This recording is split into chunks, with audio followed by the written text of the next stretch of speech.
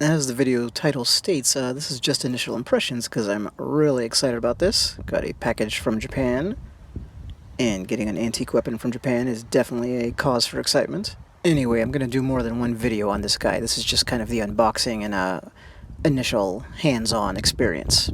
So what better to open up a kama with than a kama? So here's one of my Kobudo kama that I practice with.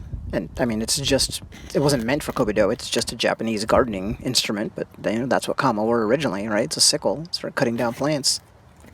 And it is sharp. You can, of course, buy a kama made by weapons manufacturers, but I like getting these. They're from Daiso, the Japanese dollar store, and they're great. Well, I'm getting this open.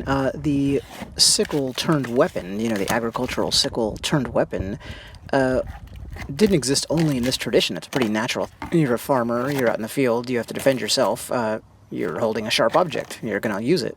But the fascination with turning this into a formal weapon seems to have been strongest in Okinawa and Japan. And that's evidenced by the way that they evolved the weapon into different forms, including the Kusarigama, which we're going to see here in a moment. So finally getting to it. Japanese newspapers, cool. I should also mention here, whenever you buy antique weapons, well, antiques in general, but antique weapons, I think in particular, you've got to watch out for fakes. This one, the price was right here. I don't know exactly what I've got, but I know I like it. Is it a 100% authentic antique? Is it a 100% fake? Is it somewhere in the middle, some Frankenstein kind of a thing? I think it was well worth the price, as you'll see. And there's just no, scientific test for these things. So, very carefully packaged. And this is from a long-time seller, sold a lot of these kinds of things, including vintage Kusarigama. And old examples of these are just something you don't see very often, meaning for sale. Now, we talked about the kama, which is the sickle. Kusarigama is basically the sickle, one-handed variety, just like this, with a long chain and weight attached. So it's a combination of a sickle and a flail, really. Now, it's a very long flail, so it's as much of an entangling tool as an impact weapon. In fact, I'd say more of an entangling tool in terms of intentionality than an impact weapon. And here we go, finally. This is really, really awesome. Gotta be careful with this thing. I can feel some of the looseness in the fittings already. It's definitely seen better days. That might argue for authenticity more than anything else. It takes a lot of work to make a distressed fake antique, you know what I mean? And let's get to the fun part. There we go. The weight is kind of an egg shape, fits easily in your fist.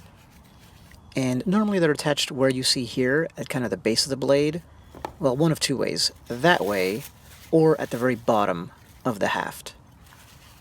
And you can just see how bizarre, wonderfully bizarre these are as I unfurl this. I mean, this is one of the more unique weapons in world history, I would say, in terms of an actual practical weapon. There's a lot of fantasy-type weapons in my mind that are treated as real historical weapons. This is not one of them. This, to me, there's no question, was used.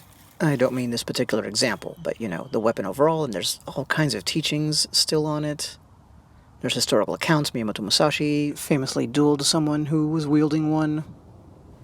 And a little bit of an up-close. Love it. To me, the more practical type have these shorter blades as well, by the way. You can see that the haft was once quite beautiful. Still looks great in its weathered, beaten way. And you definitely have a more recent piece of metal there on the bottom, it seems to me. Here's the chain.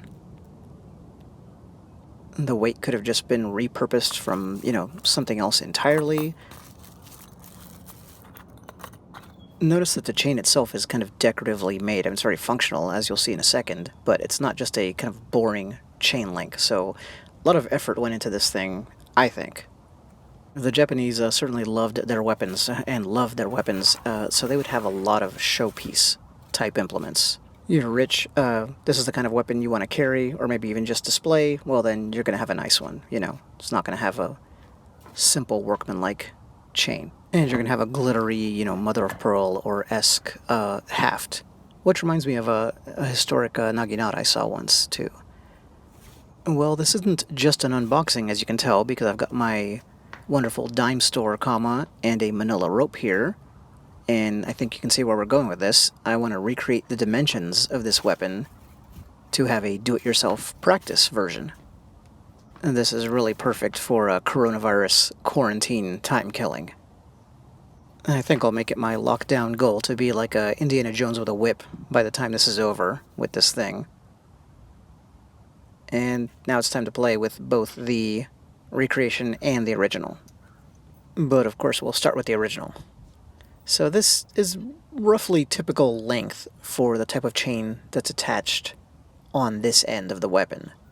There were no hard and fast rules. It's going to depend on your height, your preferences. This was not the kind of weapon that was mass-produced for an army, you know, so you'd have these standard lengths or anything like that. And this weight is small, but against an unarmored opponent, it is more than heavy enough to do the job. Like, this could definitely deliver a depressed skull fracture. And speaking of that, you could deliver one to yourself, training with this weapon. Flexible weapons are really interesting. They have a high degree of difficulty and pose a danger to the user. And just check out the YouTube videos of nunchaku fails to see people accidentally conking themselves on the head. If you did that with this, you'd wake up later, if you were lucky. So this thing is really fun to swing. You want to get, you don't go as fast as possible. There's a lot of chain whip, meteor hammer type videos where people are just flinging things around as fast as they can. That's more of a gymnastics routine. I'm going real slow here because, this thing's old, but some different formations, right? Downward figure eight, upward figure eight. But yeah, you wouldn't wear yourself out swinging it as fast as possible, and that actually makes it harder to strike out in a way, a little counterintuitive. Now let's break out the recreation. So all I did was tie a knot on the end and then dip it in glue to give it a little extra weight. And here's my training version. Kusarigama are really fascinating. There's a lot of sketchy information about them, but they were definitely used. I'll get into all that in later videos. But there we go, striking out at the wall a couple different ways. Yeah, really loving having something like this to play with already. A second ago you saw me strike down at the ground. That'd be a way to entangle their weapon, spear or sword with a downward strike, or hit them on the top of the head. And there are a lot of different techniques, a lot of different configurations of the weapon, not just where the chain is attached, but some really interesting variations that I'll get into. Oh, totally meant to do that right there. Yeah, not too proud to leave that in the video. Now, you'll notice when I was swinging it, with just using the weapon with one hand, right? Swinging the kama itself and thereby swinging the chain. Some people say when the chain is attached to the top of the half, that's specifically what you're meant to do. I definitely disagree with that theory, and I think it's just a theory, hypothesis at best. Anyway, here I've got a nice hefty metal hook. Kind of a carabiner, but one of those real thick fat ones. Not just a kind of hollow noodle-shaped one. And I'm going to attach it on here to add to the fun. So this is a much closer approximation, weight-wise.